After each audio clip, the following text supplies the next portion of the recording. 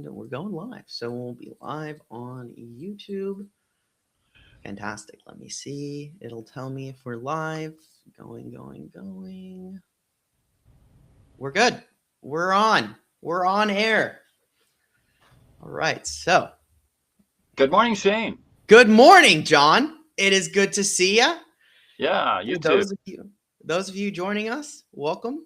And there they're coming in. But John, it's another Wednesday. It's been 2 weeks since we last chatted. And how have you been? I think I've probably been about as overwhelmed by world affairs as you. Yeah, I would agree. I hope you've been taking time to, make music and do those things as well between, especially in the last week or so. I've gone back to painting and painting in that time, making time to paint and create, because I think, and good morning to Sunshine in the chat and the other 28 folks who just joined. Welcome to all of you as well. We're happy for you to be joining us today for what I think is going to be a remarkable discussion, especially when we look at what's going on all over the world. I think this is an important discussion we have. But, finding and focusing on being creative and making things, right? Fixing things. Like in a time when we're looking around the wider world and everything is falling apart, I think it's important to make something. To almost, it's like an act of rebellion. Yeah, totally agree with that. Well, obviously I'm going to agree with that. Well, I mean, you're allowed to disagree, but I think as a composer, as a maker of arts, it inherently is that, I think I would expect you to be in the pro creation. So just because we're both doing stuff like that, I have to say that the psychological environment that you live in on a day-to-day basis, and also like the food you eat and how much sleep you get and stuff like that, really affects your capacity to feel like being in that creative mood, right? Mm-hmm. And that's so the truth is, in the last probably more than a couple of weeks, it hasn't been inspiring. It's been really tough to just go and ignore the world, shut it all down, and go in and make some music. It's been really tough to do that, I'll admit. Yeah. Well, and I think it's important, we admit that to ourselves, right? It's like, if we admit that what's going on, right? And we admit that we are going to feel and see these challenges and that these things are happening. I framed, like I kind of said earlier, it's like I'm almost framing this in my mind as an act of resistance. Like, yes. despite that, like making music in spite of this is an act of resistance. Right. And so I think so that's go ahead. Yeah, sorry. Just to kind of wrap up this thought, our opening thought here as everyone's getting here.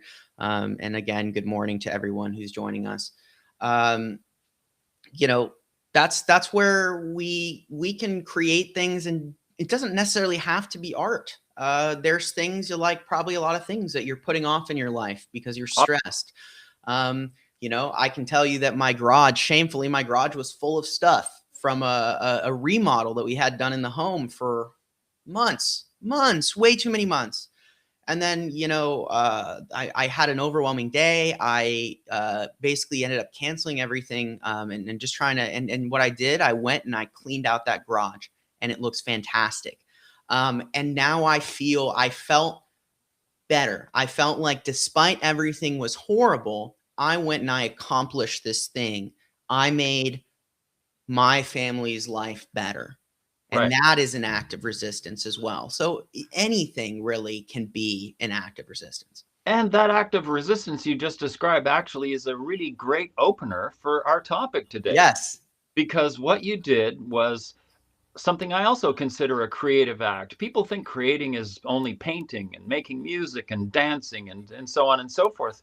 But when you clean up your garage, your brain is working to create a new space that's all cleaned up. Yeah, that's very true. That's very true, actually.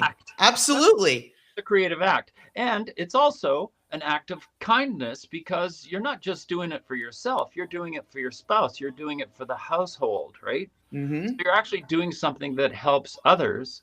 And that's one of the main themes of what we're going to talk about today. Yes, absolutely. I agree. I think that is a great segue because it's about how can we, and the episode of this is we're talking about community today, and what the power of community, but even on a larger scale, and the resource that John has for us today, is very interesting, and there's a lot to glean from it, about societies and how communities contribute to functional, happy, and sustainable societies. And in a time where we're looking around and things appear very unstable, societies appear like they're unraveling at this time, I think there's no better topic than to look and see, well, what works in a community? What makes a community work? And we can use this to influence our lives and our communities. So, with that said, I know though you got some stuff you want to jump into Right. before we go and into the larger discussion today. Well, I think for me, the immediate kind of prologue to the topic is the contrast between the Davos speeches of Canadian Prime Minister Mark Carney and US President Donald Trump. Will you give a Because brief explanation on what the Davos is for our viewers as well, so they have a little bit of economic, an idea? it's a meeting basically to discuss the economy of the world, more or Perfect. less. Yeah, it's great. So these speeches happened yesterday, and Mark Carney's speech was, I would call it one of the most important speeches in recent history, Yeah. because he outlined basically the topic we're going to talk about today. Yeah. He was talking about uh, a world that is based on cooperation, honesty, and trust. And those three pillars, I would say, are what build happiness in society. Hmm. And he said specifically that, um, and then this will set up the dichotomy. He basically described what I would call a new world order, which is quite different from George Bush Sr.'s new world order, in which superpowers become isolated and can fight each other, while the rest of the world, what Carney calls the middle powers, Hmm. establish a new international order without them. In other words, without Russia, China, and the United States, Correct. based on trust, honesty, cooperation, peace, and the rule of law, on the respect for human rights, sustainable development, solidarity, sovereignty, and the territorial integrity of various states. That's what sovereignty actually means, but that's something that I wrote on a recent Substack post. And for me, that really sums up the marked contrast between Carney's speech and Trump's speech. So I want to read, for me, that it's Carney's speech that really defines how a happy society and a happy world could come to be, because it's not a very happy place right now. So I'm going to read several paragraphs from an author named Lee Murphy, who Okay. posted this morning, and he says, at Davos, Mark Carney calmly dismantled the fantasy that the post-World War II rules-based order was ever pure or evenly enforced. Right. He acknowledged what everyone knew but politically ignored, that power bent the rules, that international law was applied selectively, and Hmm. that the system worked largely because American hegemony made it useful. The deal was simple. The world tolerated the hypocrisy because the US provided real public goods, like real public goods: open sea lanes, a stable financial system, collective security, predictable trade rules, despite resolutions that mostly dispute resolutions that worked for the most part. And but and this is Lee Murphy saying this, but the syphilitic demented baby man showed up with a wrecking ball and confused vandalism for strength. Love that quote. Carney did not mince words. This is not a transition, it's a rupture. Yes. Decades of financial, health, energy, and geopolitical crises exposed the risks of hyper integration with the US. Now, under Trumpism, great powers have gone further, turning integration itself into a weapon. Tariffs as leverage, finance as coercion, supply chains as choke points, mutual benefits collapse the moment integration becomes subordination. That's what Mhm. Trump wants, subordination from the world. And that's the point that the MAGA cult refuses to grasp, is that that's what Trump's up to. Europe didn't submit to America out of fear. It participated because the system worked for them. Correct. Trump is stripping away those benefits while demanding loyalty anyway. Yeah. And the response from Europe is entirely rational. It's like, okay, you're not going to give us any of those benefits anymore, and you expect us to still cooperate with you? No dice. Right. Right. Countries are decoupling, they're hedging, they're building autonomy in energy, food, minerals, finance, and supply chains. Canada's massive trade pivot towards China isn't defiance, it's insurance. And Correct. it's overwhelmingly sad and terrifying at the same time. Carney Yeah. spelled it out. When the rules no longer protect you, you protect yourself. The multilateral institutions middle powers rely on, like the WTO, the UN, climate frameworks, collective problem solving itself, are now under threat. And once that architecture cracks, the consequences cascade. A world of fortresses is poorer, more fragile, and less stable. Hegemons, that's a new word, by the way. Hegemony means, people who Mhm. lord it over others. Hegemons are, I guess, the people who lord it over others. Right. Hegemons can't endlessly monetize their relationships.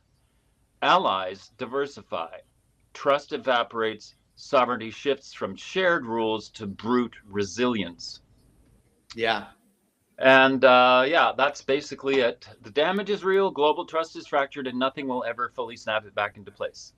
Yeah. That's pretty well, a lot of people have been saying that lately. And, that brings us to the point is it just a downhill spiral for the United States? Who knows? Yeah.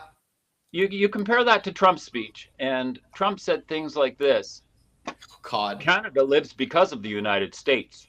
Remember that, Mark, next time you make your statements. Canada gets a lot of freebies. They should be grateful, but they're not. Okay. My comment is the US lives because of the US dollar being the worldwide trading currency and the military being present worldwide to protect American interests. They've been Yeah. doing this for, since before you're born, like Shane, like Yeah. a century. Yeah. So, and then Trump also called Canada's automotive industry one of his self-described accomplishments, that he's got created trouble in the Canadian automotive industry. That's an accomplishment, right? So inflicting strife on others is an accomplishment in Trump's view. Yeah. Inflicting pain on others is an accomplishment, Yeah. even though he wants people to believe that he stopped 8 world wars, right? 8 of them. Yeah, I just want to point out that I cover multiple of the wars that he has stopped on a regular basis. Just to be clear, like I'm actively covering multiple wars that he claims are peace deals. Right. And how many of them has he actually created any kind of sustainable peace in? Zero. Zero. This is a big Right, zero. right.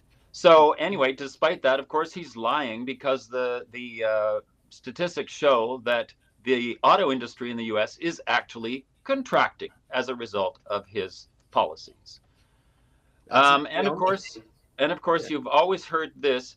The United States is treated very unfairly by NATO. We've never gotten anything from NATO, ignoring the fact that Denmark and other NATO countries fought alongside the United States in Afghanistan and the September 11th attacks. So It's just total bullshit coming from Trump, making stuff up to say poor us. The United States is a country that's only been taken advantage of. It's a way to flip the script exactly upside down when the people who have the countries that have military bases and US corporations in their countries doing business with the protection of the United States Army, to deny that any of that exists. You know Well, what sorry. that just made me think of? I haven't had this thought yet. So this is the guys, everyone here. All this is a original thought. Thanks to uh, John's topic here. So here's what I just thought that I think is crazy. This idea of bases all over the world. The saying the sun never sets on the British Empire, right? It was this big saying. It was this idea that in the world was ruled by Britain. They owned everything. Right. There's not so different from the United States at the moment. One could say that the sun never sets on the United States of America because they own territory, right? Where the bases are. They physically have contracts for that. That makes it America in a lot of these countries. You know what happened to the British was that they lost influence again and again and again, and it shrank. And it's not that their military wasn't big at the time. It's that the less influence you have, the less relationship capital, to use a business term, you have with other countries and ability to extract resources and whatnot, um, you start to have to shrink that military. I'm going to say one thing about our military, and I want everyone who's an American or anyone really just think about this. The United States has 11 aircraft carriers. I'm 25 years old. Okay. In the entirety of my life, the United States has produced a singular aircraft carrier, the USS Gerald R. Ford. The next one, they keep saying it's coming in the next, 10 years, 5 years. I doubt it. We can't even make a submarine. All of our carriers that we have right now, they are going to be decommissioned in the next 10, 15 years. So what happens when your fleet of 11 aircraft carriers that allows you to dominate the world, suddenly it's up and you have made one in the time when they made probably 10, more than 10 in a matter of decades? What does that tell you about that country? What does that tell you about that country's ability to maintain its projection of power? I think that that made me think of this idea of like a UK in decline style America, of a military that is going to shrink and shrink and shrink and shrink because of a rejection by the wider world and they weakening business manufacturing infrastructure. Yeah. So what happens if the Congress decides to triple, quadruple the budget for new builds, and continues to shrink? Well, maybe not shrink, but make static the income of the average American. How far can the United States administration push the American people? How can they sustain any further than it is right now the enrichment of big corporations and their CEOs at the expense of the general public? The general public's fed up with it, Yeah, and no, they're not going to continue to support it. And there's even talk right now among people who are fed up with the entire political system of saying we should just essentially withhold our money. correct. It's the only way to make them pay attention. Yeah, Because you can talk about politics left and right, Democrat, Republican, all you want till you're blue in the face. But the fact is that the entire political apparatus is being essentially not run by corporations, but they do the corporation's bidding. yeah, The corporations have rights the same as human rights, but now those rights are supersede human rights. correct. And it's Yeah, pretty clear that the society runs for the benefit of the corporations and that the population is essentially a wage slave. Now, got lots of benefits, not having a terrible life, but it's increasingly difficult to make ends meet and people are fed up with it. So people are talking about not only buying the absolute necessities of life, and not, it takes a real conviction to say, I'm not going to get the extras. I'm not going to have all the things that I would like to have. I'm going to not buy the luxuries of life. Just stick with the basics and not give them my money. And it's happening. And one of the things I reported on yesterday, two things. I didn't report on this, but the United States boycott has now spread to Europe from Canada because of the threats, continuous, nonstop, threatening nature of the United States. Right. Well, that effect in Canada alone was devastating to the United States economy. Tariffs or not, the fact that this style of boycott is becoming into effect is going to have real tangible economic results regardless of foreign policy, right? So this goes, I think this can segue us into community, right? The power of a united community can affect global economics. Trends within community can affect the world, quote unquote, superpower. In decline or not, it still is a superpower. Unfortunately, a superpower in decline, yes, but a superpower nonetheless. Yeah. But people, just ordinary people, can really do a number on something like that. A country like America. Yeah. So essentially, this comes to the topic at hand today, which is like happiness, basically. Mhm. What factors create a society that feels happy and has a high degree of satisfaction? Mhm. Um, as you've probably already heard in the media, it's often enough said that the top countries for satisfaction are the Nordic countries, Yes. the countries that Trump would like to have more immigrants from. Can't you give us some Swedes and some Norwegians and some Danes? That's his famous quote from, of course, several months ago. I can't remember when. Can Oh, we when have, American workers weren't have good enough, so he wanted to change the well, no, visas. he wanted to get rid of Somalis and brown people, from Mhm. shithole countries that Yeah. don't work or that aren't even countries, according to him. His incredibly demeaning racist bullshit. Yeah. And in that speech where he said Somalia is a shithole and etc., he It's just said, "Can't insane. you just give us some Norwegians and da da da? You can't just send us your white people." That's Yeah. his Yeah. shithole speech. So the thing is, let me just get to that. Reading the top countries. The top countries are. Where is it? Let me get to that. See if I can get it to move. Sorry, it's in. There we go. Top countries. Let me just get to that big chart there. Okay, so Sweden, you're Norway. guessing very well, Shane. Very, very. Let's see. Finland. Finland next. At top. Finland's on top. Here's the Oh, list. Finland, Denmark, Iceland, Sweden, Netherlands, Costa Rica, Norway, Israel, Luxembourg, Mexico. interesting. Interesting that Israel's in there. It doesn't surprise me considering everything that they get from, United States money.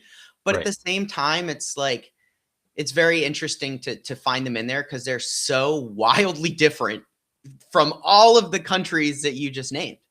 Yeah, they are, but they have a high degree of satisfaction because of the brainwashing of the society, right? And that it's like a suburb of the United States in most places. So that's interesting, right? I stop at Mexico because it's number 10. Canada is at number 18. The United States is at number 24.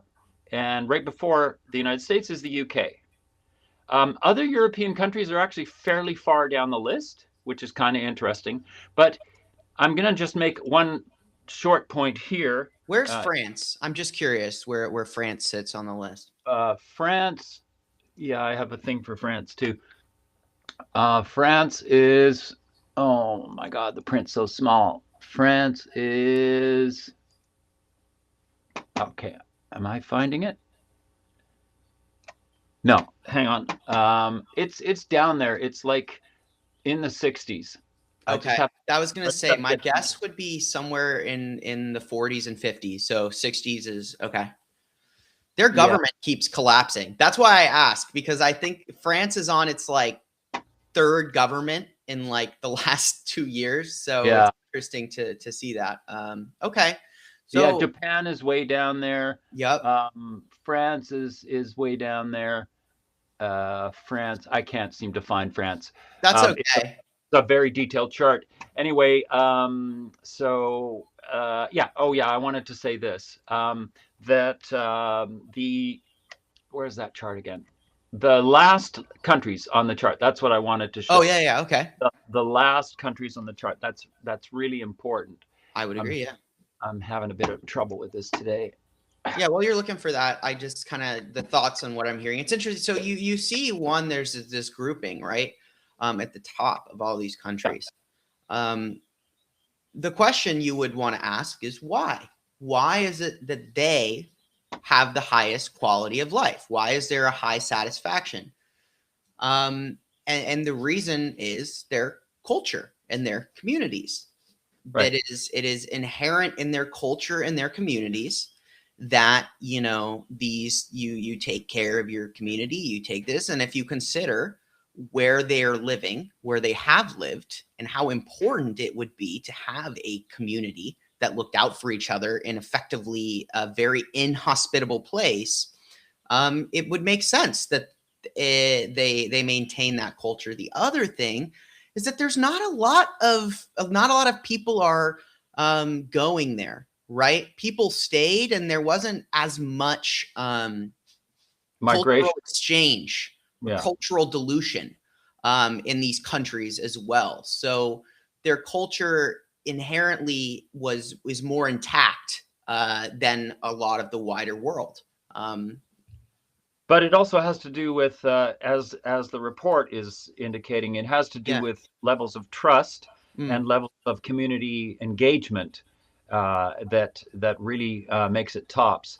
I just want to say one thing about those countries at the top 10. I just want to list you the worst country on the list. There's 147 countries that were Gallup did their research on. The last one, 147, by far the most depressed, negative, awful country that Sudan. is not happy is Afghanistan. By Oh, far. Like it's off the charts bad. Like wow. there's no social support, Yeah. no life expectancy. It's just down on all of them like extremely. But here are the other ones at the bottom of the list. It doesn't matter the number. Lebanon, Democratic Republic of Congo, Yemen, Egypt, Jordan, Somalia, all the shithole countries. Well, what happened to all of those countries? How many of those countries has Israel bombed in the last few years? Almost Everything every except one that I Egypt, have. I believe, Well, all of them, but they've bombed Lebanon, they've bombed Syria, they've made, well, the US goes in and bombs Yemen. I don't know if Israelis are involved in that. Jordan, they're bombing Jordan. You know, all of these countries suffer because U.S. military equipment is used by Israel to bomb the shit out of their neighbors. Israel bombs the shit out of its neighbors, and America now wants to take over its neighbors. This is all aggressive, deeply depressing behavior for people. Okay, let's get to the introduction of the executive summary. Pretty right. well sums up what this report is all about. It's about a 5 minute read, Yeah. and I think it'll bring up some topics that you might want to take notes on, Shane, as I go, because I don't know if you read the entire page. I have Um, not read the whole page yet. So we're all going to be learning a little bit today as well. So I always have a notebook and a pen handy if you're watching. Good man. Um, maybe if you have a notebook and a pen handy, there's some of these things you want to kind of ponder on later. Make sure you take some notes as we go through. Okay, so here's about a 5 minute read. This is the World Happiness Report 2025. Which is mainly based on Gallup poll of various topics and interviews that they did with people. One of the interviews they did, for example, is they would walk on the street, accidentally drop their wallet, in all these 147 countries, and Mm-hmm. how many people like ran up and picked up the wallet and gave it back to the person was one of the indicators of whether you have a trust in society and trust in your fellow human being. Just one of the many tests or polling devices that they used. I won't talk about their methodology. It's too much to go into, and it's a very detailed report with tons of statistics. It's called the World Happiness Report 2025. Mm-hmm. You can Google it and find it, or don't use Google, use DuckDuckGo. I don't know. So here we go. In this year's issue, we focus on the impact of caring and sharing on people's happiness. Like mercy in Shakespeare's Merchant of Venice, caring is twice blessed. It blesses those who give and those who receive. In this report, whoops, the page went and turned on me. I Why? have in this report, we investigate both of these effects, the Yeah, benefits of sorry. the recipients of caring behavior Yeah, and the sorry. benefits of those who care for others. Yeah, sorry. I just have to learn how the mice automatically forwards the page, which I really don't like.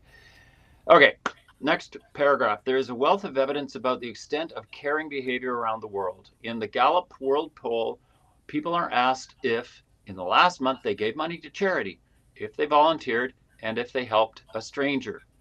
They were also asked in 2019 if they think other people would help them by returning their lost wallet. Mm. Some key findings jump out of the data. First, people are much too pessimistic about the benevolence of others.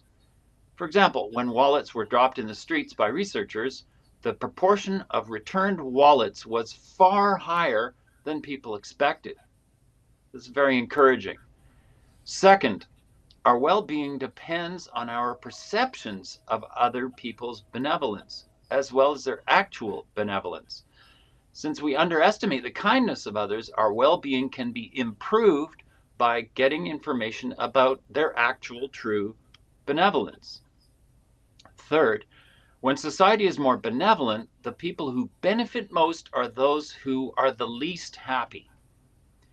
As a result, happiness is more equally distributed in countries with higher levels of expected benevolence, which essentially means that more people are happy, are lifted up from the depths of despair. Those people are lifted up more by benevolence. You know what that reminds me of, John, is when you look at these Scandinavian countries, right? We're talking about those countries with the highest happiness Right. in our chart here. One of the things you're seeing in those countries as well, one of their biggest struggles is that they're seeing a increase in crime in countries where they had a lot of refugees. The Syrian refugees, in particular, in a lot of these places. And what they found is that where these people they can't get jobs, there's not enough jobs. And so what happens is that the criminal organizations in Europe have found that these places where they can't get jobs and there's no money, even though these people are on a state program, right, like a state welfare, it's not enough, even because they don't have jobs. They get what the state gives everyone, but they don't have jobs.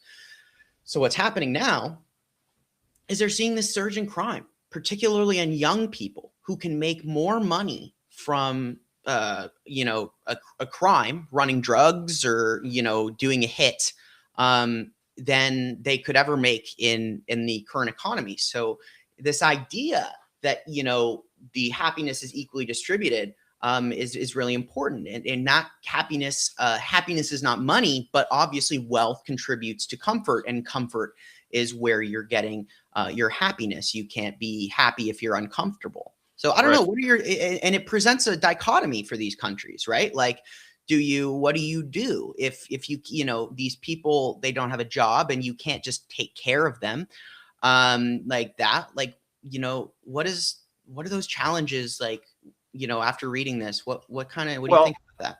well, the report clearly shows that trust in society, when the people in a society trust one another more, that effect of trust is much higher in the happiness index than reduced crime. Mm-hmm. So the policy that many governments have of announcing to the public that they're going to reduce crime, and they focus on reducing crime, is actually not as effective as increasing trust in the institutions of the Right. society. Right.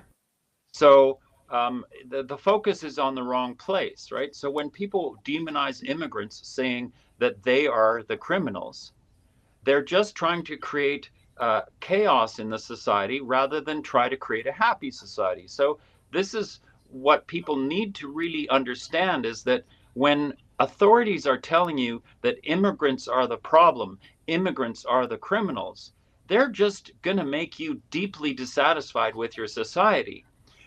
If instead they showed the actual data that showed that there are more crimes per capita committed by people born in the United States than immigrants, then the people wouldn't be going at loggerheads against immigrants and being less trustful of others in their society. Mm-hmm. That's the Yeah. exact result of people demonizing immigrants, is they become less trustful of their neighbors and they are less happy. So let's get back to the rest of that executive summary. It's kind of interesting. This Mm-hmm. goes into the rest of the observations. An interesting observation about COVID. Hmm. Benevolence increased during COVID-19 in every region of the world. People needed more help and others responded. I remember doing this myself. This benevolence bump has been sustained since then. Despite a fall from 2023 to 24, benevolent acts are still about 10% above their pre-pandemic levels. So that to me indicates that people got used to the idea of doing charity and helping people out, and they kind of liked it. So there's still a residue effect. People are still doing it. Benevolence also brings benefits to those doing the caring and sharing. This works best if the motivation is to help others rather than to feel good about yourself. And if the act is voluntary and if it has an obvious positive impact on the person receiving the beneficence. Mm-hmm. All this is shown in Chapter 2, where the usual country rankings of happiness are supplemented by rankings for benevolent acts and expected wallet return. There are many ways in which we care and share with each other. Perhaps the most universal example is in sharing meals. Mm. Chapter 3 shows dining alone is not good for your well being. People who eat frequently with others are a lot happier, and this effect holds even taking into account household size. The increasing number of people who eat alone is one reason for declining well being in the United States. Hmm. Another important form of caring and sharing is the family. Latin American societies, characterized by larger household sizes and stronger family bonds, offer valuable lessons for other societies that seek higher and sustainable well being. In Chapter 4, we see that happiness rises with household size up to 4 people, but above that, happiness declines. Notably, people living alone are much less happy than people who live with others. And I can attest to this because all the Latin Americans I know are just happy, generally happy people. Yeah, you make Um, a great point. Like going to these Latin American countries, going to these African countries, where you would expect these people to be fucking miserable, right? By our standards. The reality is that they're not. They aren't miserable. And the reason is because they have and need to have strong communities. They right, have very strong communities.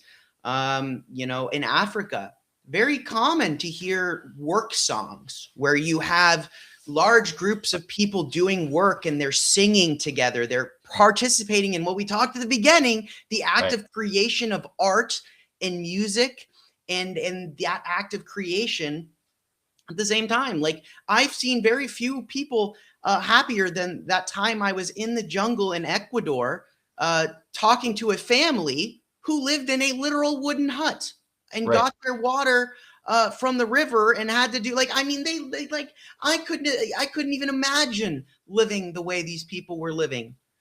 And it doesn't doesn't change the fact that they were much happier. Right. The same as I've been to Botswana. You know, when I was in Botswana, I've been to, you know, I was in Botswana, and I remember being in Botswana, and I remember being in these African countries when I was on safari, and just thinking, wow, you know, they are very happy. They are, you know, people in these places have communities and all of these things, and I think that you know, that's not going to change. I'm hearing here that that's interesting. What's going on? You reading Our comments? screen is frozen. So I'm hearing from comments that our screen is frozen. Oh, not frozen here. Okay. Yeah. Yeah. In like Botswana. And I remember just going these places. Like I've been all around the world. It's really important to my worldview. Right. And it's sad to me that people in the world order now are not going to get to travel the way that I was able to travel, because it's just not safe. Well, what does it prove to you, right? What it proves to you is that the notion of poverty is mainly defined by consumerism. You figure if you have a lot of stuff that you're not poor. But when the only place that this really struck home to me was in Guatemala, where I went to places where people lived very simply, um, but they were very clearly not poor people because of the way they spoke to you, because of the way they shared meals. Their daily existence did not have a bunch of stuff, but that didn't mean that they were poor because they couldn't afford to buy a bunch of fancy shit. Right. Poverty is not just a monetary thing. Poverty is poverty of the spirit. And there are a lot of people in the third world who view the northern hemisphere, and they look at the domination of the northern hemisphere over the south, and they look at the style of life of people in the north, and they say, do you really think that you are that much better than us? Your poverty of spirit is is a problem. And when you go around the world with this poverty of spirit dominating others, it's clear that your spirit is not as rich as our spirit in the global south. Yeah. And that argument Poverty for of me is spirit. very, very persuasive. Yeah, so keep going. I think that I'm getting a lot of good thoughts out of this. So if you want, I can let me pick up for a minute and give you a break in this reading here. So we just finished another important form of caring and sharing is family. Latin American societies, characterized by larger households and strong family bonds, offer valuable lessons for other societies that seek higher and sustainable well-being. I would add that I have been to Peru, Ecuador, Chile, Argentina. I've been all these places, and I have observed this. This is one of the things that I have learned in my travels is this observation, what they're talking about right here. So count me as a primary source, if you will, for actual observing, and I can verify that this study, at least in my experience, this is very true. You know, in chapter 4, we see that the happiness rises with household size up to 4 people, but above that, happiness declines. Notably, people living alone are much less happy than people who live with others, which follows that the idea of eating and sharing meals together as well, right? It's in the household as well. Trends toward increased loneliness are most evident amongst young people. In 2023, 19% of young adults across the world reported having no one they could count on for social support, a 39% increase compared to 2006. However, as we have said, they often underestimate the benevolence of other people. After a powerful intervention, students at Stanford University became much happier when given evidence of the kindness of their peers. I think that is interesting. I want to take a moment to talk about young people. Me too. Because this in particular is something that I've had a great deal of concern about. And yes, the video game thumbs, exactly, and typing on their phones. And young people are becoming increasingly incapable of basic social interactions, particularly Gen Alpha, okay? Not Gen Z, which is me, but Gen Alpha. Okay. It's the iPad kids. And I have always thought it was one of the worst things that we have ever done as a species is to just submit children to media en masse without filtering, without studying, and not even without studying, without acknowledging the studies that said it was bad. Right. And the ability for a parent to outsource parenting to an iPad Right. is going to have tremendous effects because they are getting all of their social and personal validation from the internet. I'm going to give you a real observation. And I'm curious if you've seen this kind of in younger people in Canada when you're out and about. I'm going to a concert. I'm in San Diego. There's lots of nightlife, lots of concerts. And high schoolers and whatnot, they can come to these music shows, you know, stamp them on the hand. They can come in and watch the music. I observe young women in particular, where they go from group of people to group of people, and they will take a picture with them, post it, and walk away and go to another group of people, take a picture. But I never actually observe them socially interact with each Right. other.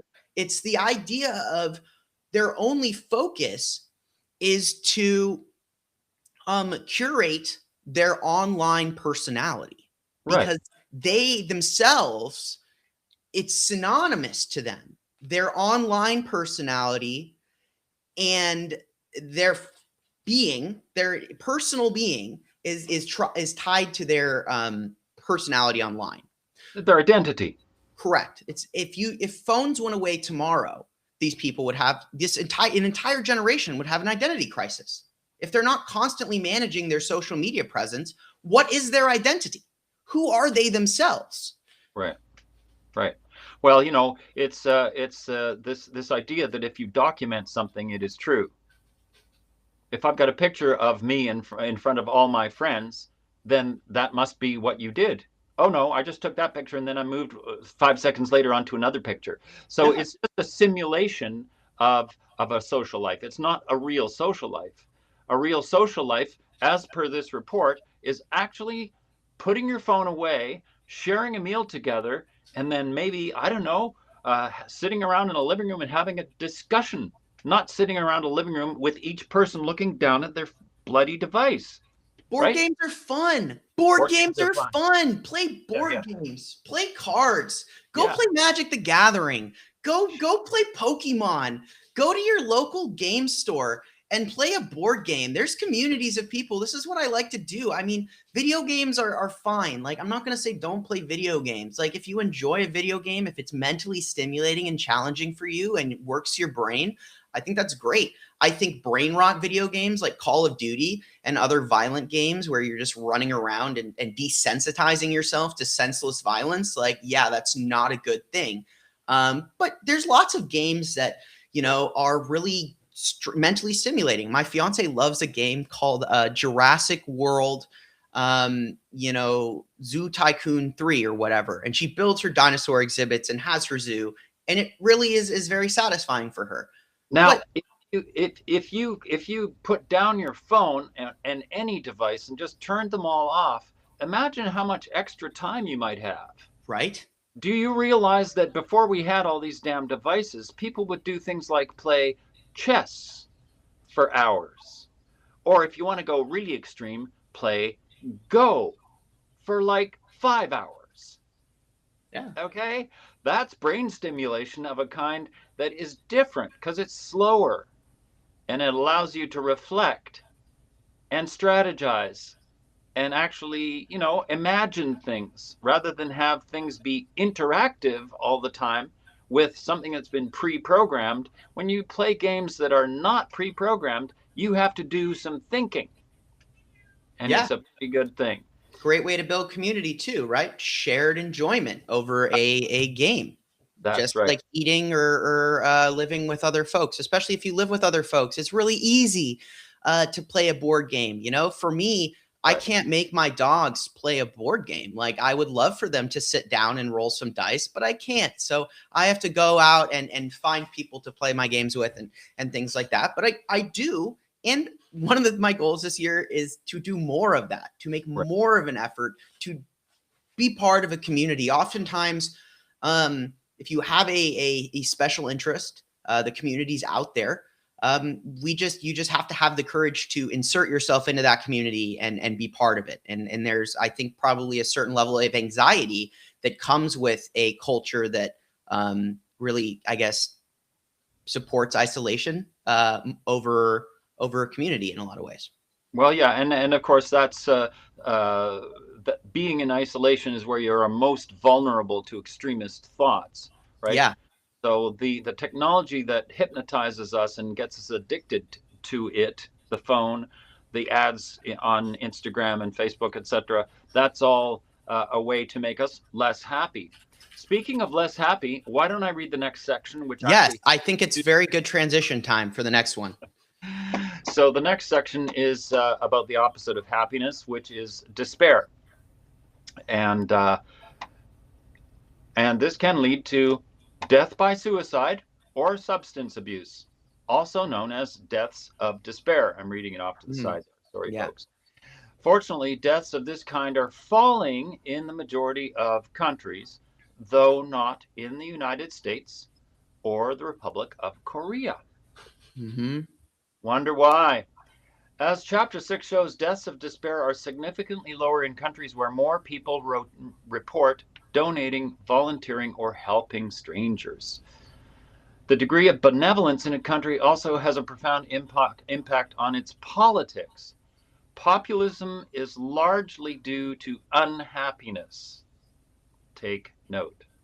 But whether populists are on the left or the right depends on trust. People who trust others veer towards the left. People who do not trust others veer to the right. Mm-hmm. For many people, how to express their benevolence is a serious question. Where should you donate your money? This is a really interesting point they're making. Mm-hmm. The logical answer is to generate as much extra happiness or reduce despair as possible. This means choosing charities that yield the most happiness per dollar. So this is like an efficiency equation. Chapter 8 explains this method and illustrates this method across a range of interventions. Even in low income countries, mental health treatments emerge as an especially effective way of spending money. Yeah. And so somewhere they say this, that I wonder where that is. Basically, they say this is find a charity that has good annual reports that show that they actually give your money to the people who need it instead of the Correct. administration. That's their basic point. Correct. And I Yeah. think that's a really, really good one. And I really wanted to, there's also another thing that you pointed out. And I think, guys, this document is so fantastic. I think we'll come back to this for our next episode.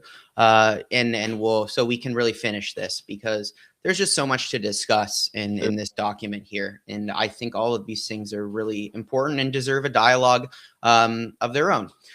But I would say that, I like the really important thing to point out here is the focus on, charity, but also return on charity, right? How much is your charity actually doing? And the degree of benevolence, right, that you're seeing. Look, and so, this idea of populists and unhappiness being the catalyst for either or. But what I think is most potent about this idea is that if you just take care of people, problems solve themselves. That's the fundamental basis, is that if people are happy, then they will not commit as many crimes.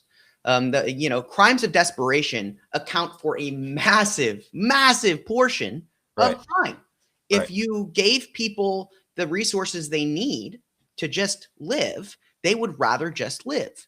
Right. You're not going to be able to weed out, the serial killers in your population. It's just going to be something people have to deal with, right? There's always going to be villains, and those are the anomalies. Right, anomalies. That's the better word. But in general, as a society, you can absolutely crimes and drugs. You don't need drugs you don't need opiates and these crazy things now, this trank dope that makes you look like a zombie on the street, and these things. You don't need that unless you're so miserable you cannot deal with life. That's why these things exist. Is why they're popular and widely used, because to confront or deal with a life that is so miserable is less preferable to being basically incoherent and drugged out of your mind, because you have despair. Right. Happiness is the opposite of happiness, is despair. And despair, like they said, substance abuse. It's why we have a drug crisis in America, Right. particularly an opioid crisis. And it's a profitable crisis, right? Right. It's a profitable crisis for a lot of folks. So, it's this idea of, if we just look at all of the models that exist and the definition of insanity, doing something over and over again, expecting a different result. Look, we know what it looks like when you have a rich elite. They extract wealth from a population, and unrest grows as poverty increases. Right, like that's a Right. direct model. We can point to multiple civilizations Right. that show us that.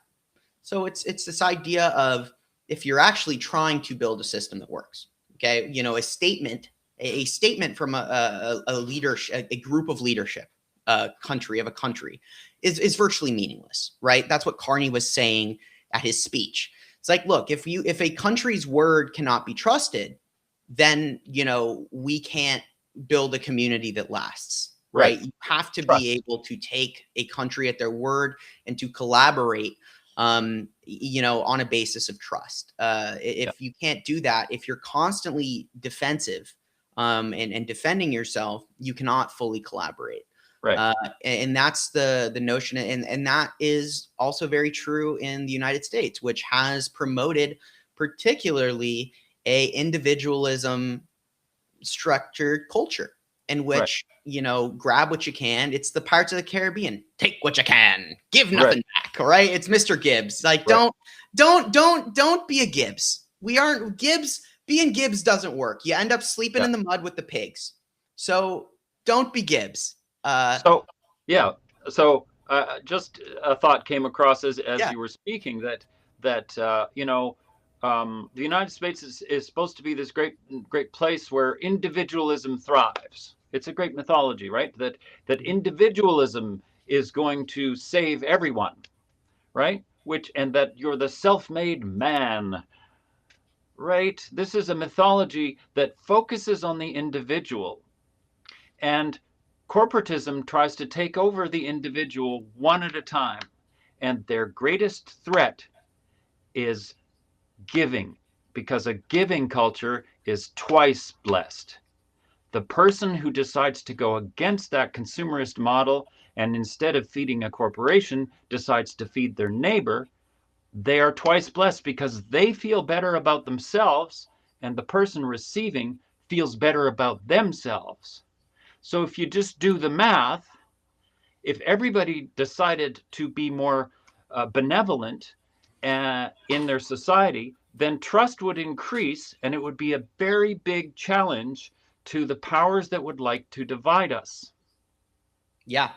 Yeah. And that's kind of the crux of this report. It's really saying, if you go out there and you are kind to your neighbor and you build trust, then you're going to be living in a happier society, not just for yourself, but for everybody around you.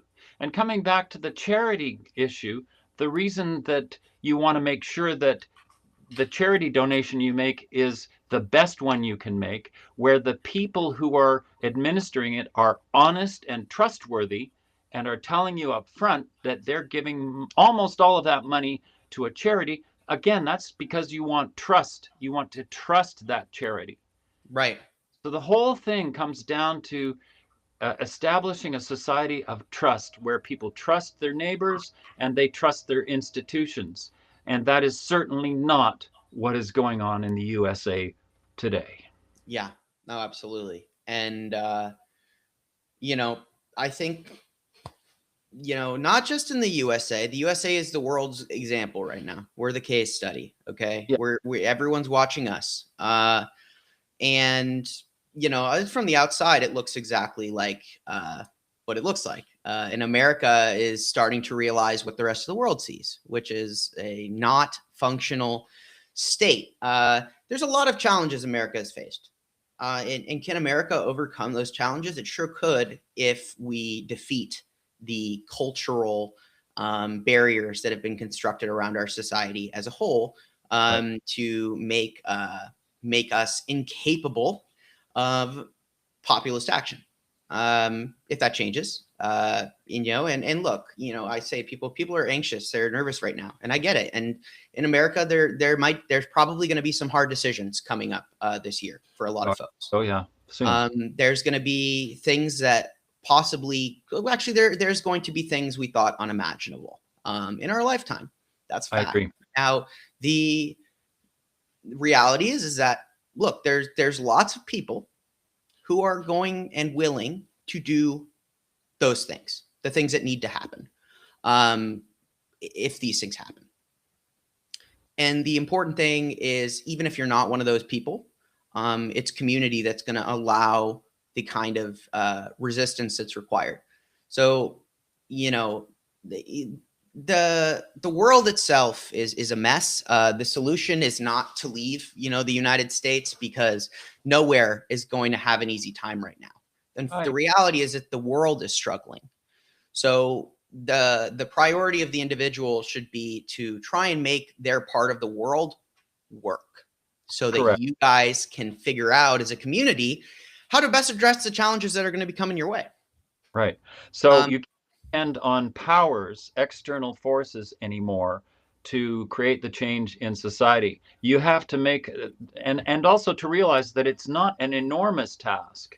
If everybody takes a little step towards creating a society of trust and kindness, if you just take it at your local level, you make a decision to reject this narrative of hate, this narrative of distrust. If you make a conscious decision to reject that and change the way you are in the world to create the kindness and trust that is the society you want to live in, you just do that on a daily basis, and that will, as the report says, it's twice blessed. Every time you make that effort in society to be kind to someone else, that person feels much better. And then they will go on to feeling uplifted. They will go on to then pass that kindness along, and it can become contagious. Mm-hmm. And I really think that it's a cultural shift that has to occur that rejects this culture of hate and distrust. Yeah. I think that's a great ending statement that you just made. It really sums up what we talked about today. John dropping a real good last line there. So I'm gonna let it sit on that. But folks, over 682 of you have joined us for this discussion. What a fantastic dialogue today. Great. For so many people to be talking about community and being part of this conversation. Very fantastic. We're very happy you joined us. And I think me and John are in agreement that we will definitely want to come back to this and talk about more in depth these things. So if you guys want to support us, make sure you go and subscribe to both of our Substacks. John, he's in the corner. If you're watching on Substack, it should be like right up here. You can click on that little bar, and it'll take you to his Substack. You can subscribe there. Free subscriptions get you access to everything you need for articles from either of us. I do a daily global geopolitics report. If you want to get a little bit more in depth about the things going on around the world, that's what I do every day. So that's coming up here in about 4 hours. So maybe put that on your calendar. As far as paid subscriptions, that's the bread and butter. That's how it's funded. That's how we are able to do these things. So if you're in a position to do a paid subscription for creators like us, I highly encourage it, because it helps us keep doing this and compete with the big boys, the big racist, fascist techno boys. We don't like them. So the dialogue must continue, and being subscribers, that's what makes the dialogue possible. Right on. With all that said, folks, thank you so much for joining us today for the dialogue. Make sure you hit that little heart button, and the dialogue, of course, will continue. We will see you in 2 weeks, and until then, burn bright, resist. See you all right. later. See you later.